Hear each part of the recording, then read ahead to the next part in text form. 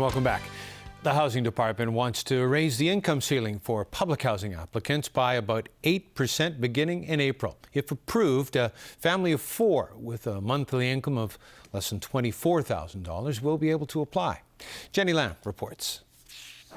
The Housing Department looked at data in the private housing market over the past year and found that tenants' expenses, including rent and management fees, have gone up by about 15%.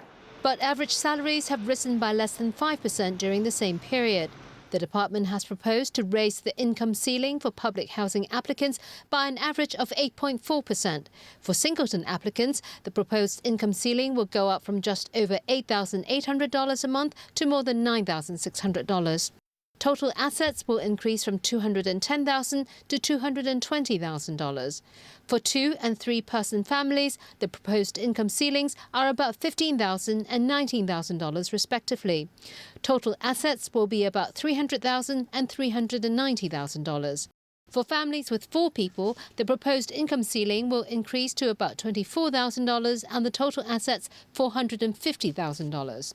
An extra 16,000 households are expected to qualify for public housing as a result.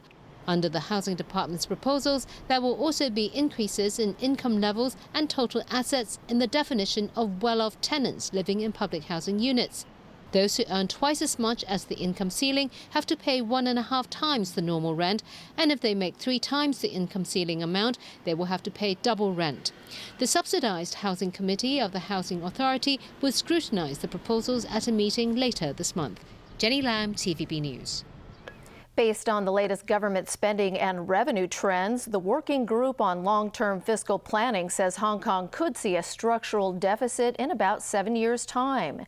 As Joel De Silva reports, the Working Group is suggesting that the government set up a new savings fund.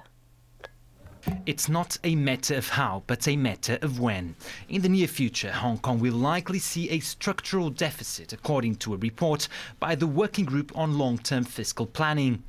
In the long run, given an aging population, when the pressure on spending would further increase, and as our economy turns into a mature economy, the fiscal pressure will mount.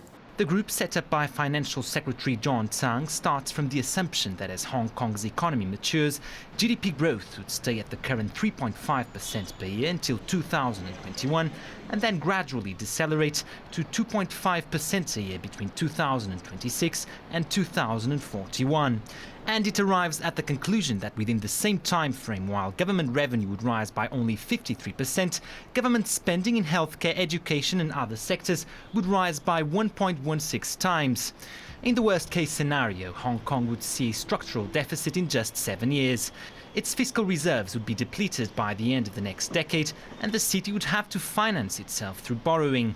And that is without taking into account any future government policies such as the construction of additional public housing or the establishment of free pre-primary school education. That is why the group of experts is urging the government to improve fiscal discipline by, for example, keeping public expenditure at or around 20% of GDP. They also propose setting up a savings scheme by freezing the existing land fund and creating a future fund, a measure already mentioned by the Financial Secretary in last week's budget address. It's just a savings vehicle, because savings as well could be considered equivalent to a fiscal tool of spending less. It's exactly the same. Spend less, save money. We're not saying it's a cure, such it would just buy us some time when times get tough. Still, the working group emphasised that Hong Kong's fiscal situation is far better than Japan's, that of other European countries.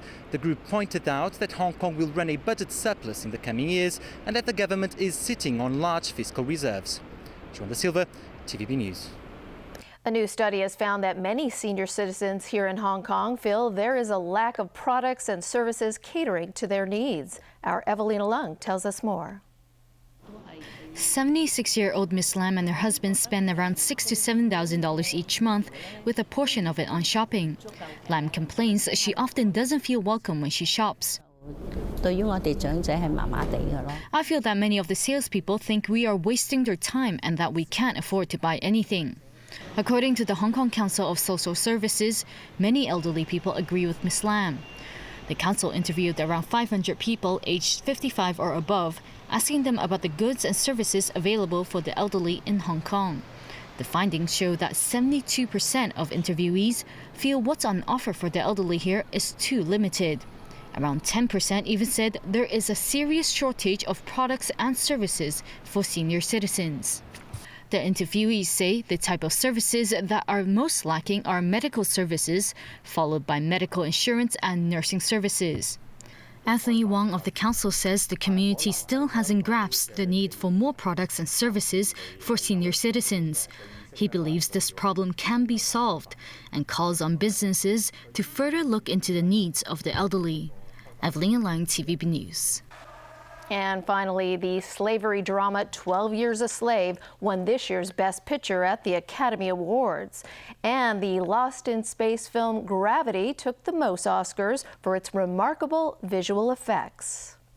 Ellen DeGeneres.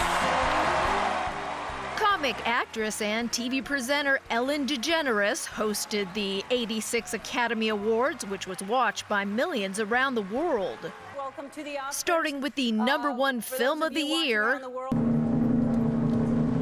12 Years a Slave, Brad Pitt, Diddy Gardner, Jeremy Kleiner, Steve McQueen, and Anthony Katagas producers. 12 Years a Slave won Best Picture. Will you chuckle at his book? You luxuriate in his face. I survived. It also won Best Supporting Actress for starlet Lupita Nyong'o and took a statuette for Best Adapted Screenplay. I dedicate this award to all the people who have endured slavery and the 21 million people who still suffer slavery today. Thank you very much. Thank you. Thank you all. Thank you for this incredible honor you bestowed on our film tonight. The 3D space drama Gravity became the top prize winner by sweeping up 7 of the total 24 prizes.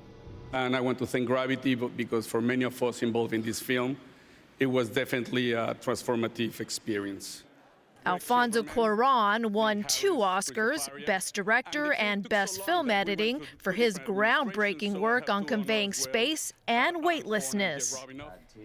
The Best Actor award went to Matthew McConaughey, who started as a hard-drinking homophobe turned AIDS victim in Dallas Buyers Club.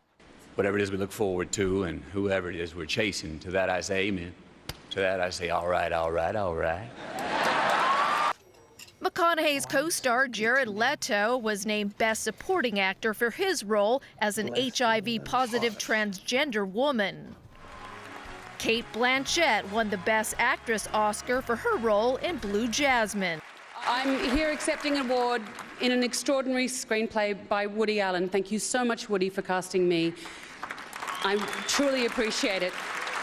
The tale of Nordic princesses, Frozen, won Best Animated Film, a first for Disney Animation Studios. And Hollywood also paid tribute to the late Hong Kong media mogul, film producer, and philanthropist Sir Run Run Shaw. And that is a wrap of our news. Thanks for watching. Good night.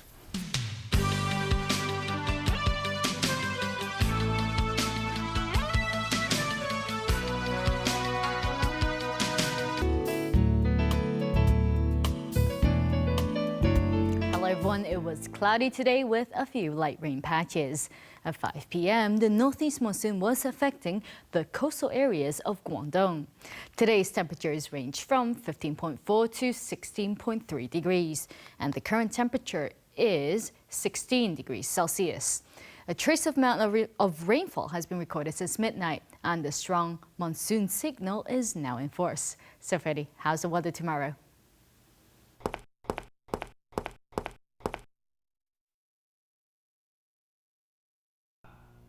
Oh.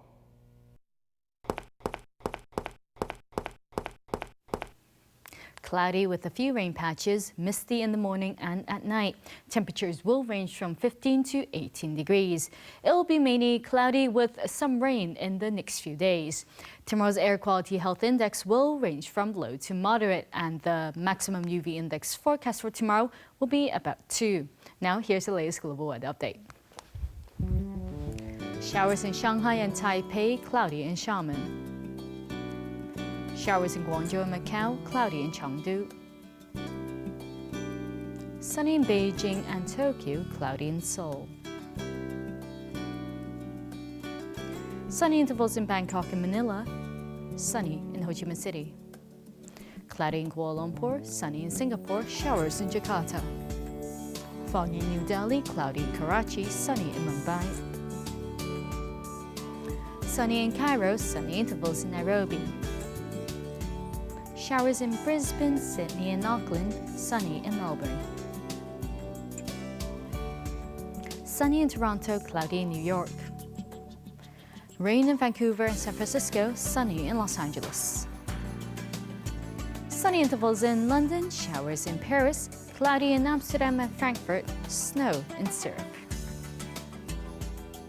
And that's the weather. Have a great evening.